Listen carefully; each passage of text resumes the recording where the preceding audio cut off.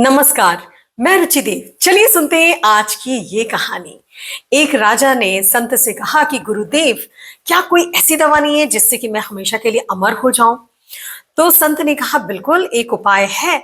इसके लिए तुम्हें दो पहाड़ों को पार करके एक झील के किनारे जाना होगा और उसका जल पीना होगा। तो तुम हमेशा के लिए अमर हो जाओगे, लेकिन याद रहे ये काम तुम्हें स्वयं ही करना होगा। और दूसरी बात, ये पहाड़ों का रास्ता बहुत ही कठिनाइयों से भरा हुआ है। राजा ने कठिनाई से भरे उस रास्ते को तय किया और वो जैसे ही झील के किनारे पहुंचे और पानी पीने के लिए झुके, तभी उन्हें एक कराहने की आवाज सुनाई दी। पीछे मुड़ के देखा तो एक बूढ़ा कमजोर आदमी करा रहा था। राजा ने कहा कि बाबा, आप बहुत ही कमजोर दिखाई दे रहे हैं, आप क्यों करा रहे हैं, आप क्यों दुखी हैं, आप बहुत ही परेशान दिखाई दे रहे हैं। तो उस बूढ़े आदमी ने कहा कि मैंने भी इस झील का पानी पिया था और इसीलिए मैं आज अमर हूं। जब मैं 100 साल का हुआ तो मेरे बेटे ने मुझे घर से निकाल दिया और पिछले 50 साल से बस मैं यहाँ वहां भटक रहा हूँ। मेरे बेटे की भी मृत्यु हो चुकी है और मेरे नाती पोते बूढ़े हो चुके हैं। मेरे से ना तो चलते बनता है और ना ही कुछ खाते पीते बनता है, और मैं बहुत ही कमजोर और बीमार रहता हूँ। लेकिन फिर भी जिए जा रहा हूँ, क्या करूं, अमर जो हूं।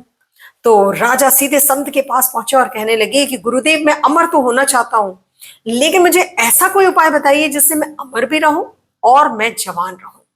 तो गुरुदेव ने कहा, हाँ, इसका भी एक उपाय है। इसके लिए तुम्हें उसके आगे एक और पहाड़ को पार करना होगा, और वो पहाड़ी रास्ता बहुत ही दुर्गम है। उसके बाद तुम्हें एक पेड़ दिखाई देगा, उस पेड़ में पीले रंग के फल लगे हुए हैं, उनमें से एक फल को तोड़ना और उसे खा लेना, जिससे तुम हमेशा के लिए अमर हो जाओगे और साथ ही जवान रहोगे। अब राजा जैसे ही पेड़ के पास पहुंचे और उन्होंने फल तोड़ा और वो खाने ही वाले थे कि उन्हें बहुत ही तेजी से शोर सुनाई दिया। तो क्या देखते हैं, चार नौजवान बहुत ही तेजी से बात कर रहे हैं, आपस में लड़ाई झगड़ा कर रहे हैं। अब राजा को ये देखा ही नहीं गया। राजा सीधे वहां पहुंचे और बोले कि भाई, आप लोग कितना शोर मचा रहे हैं, क्या प्रॉब्लम है, आप क्यों परेशान दिखाई दे रहे हैं और इतनी झगड़ा क्यों, किस बात पे हो रहा है? तो उनमें से एक आदमी ने कहा कि मैं 250 साल का हूं और ये मेरे पिता 300 साल के हैं, और इन्होंने अभी तक अपनी जायदाद मेरे नाम पर नहीं की है।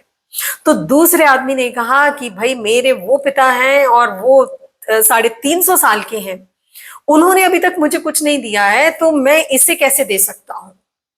तो जो चौथा आदमी था उसने कहा कि भाई, मैं क्या करूं, ये मेरा बेटा है 350 साल का, ये मेरे से झगड़ा कर रहा है कि मैं इसे अपनी प्रॉपर्टी दे दूं, मैं इसे अपनी जायदाद का हिस्सा दे दूं, लेकिन जब मेरे पास ही कुछ नहीं है तो मैं इसे भला क्या दे सकता हूं। और तो और, ये गांव वालों ने हमारे रोज रोज के झगड़ों से तंग आकर के हम चारों को घर से निकाल दिया है, हमें गांव से भी बाहर फेंक दिया है, और बस अब हम लोग यहाँ पर रोज लड़ते झगड़ते रहते हैं, और हमने भी इस पेड़ का फल खाया था जिसके ही कारण हम चारों अमर हैं। अब राजा सीधे संत के पास पहुंचे और उनके पैरों में गिर पड़े और कहने लगे कि गुरुदेव, आपका बहुत बहुत धन्यवाद, आपने मुझे मृत्यु के महत्व को समझा दिया है। तो संत ने कहा कि मृत्यु से घबराने की जरूरत नहीं है, मृत्यु कोई बुरी चीज नहीं है, बल्कि वो इतनी खूबसूरत चीज है, क्योंकि उसी मृत्यु के कारण ही इस संसार में प्यार बना हुआ है। और उससे डरना नहीं, बल्कि हर पल ऐसे जीना है हमें जो कि हर पल बहुत ही खूबसूरत हो, बहुत ही सुंदर हो और बहुत ही सार्थक हो। तो सही है दोस्तों, हमें हर पल अपने जीवन में वैल्यू क्रिएट करते रहना चाहिए, क्योंकि मृत्यु एक अंत नहीं बल्कि एक शुरुआत है एक नए जीवन की। तो चलिए दोस्तों, अगले सोमवार हम फिर सुनते हैं एक नई कहानी, एक नई सीख के साथ, शाम 5 बजे मेरे चैनल ब्लूम विद रुचिदेव पर। और जाते जाते मैं आपसे फिर यही कहना चाहती हूँ कि हारना तब तक नहीं जब तक कि जीत ना जाओ। नमस्कार, धन्यवाद।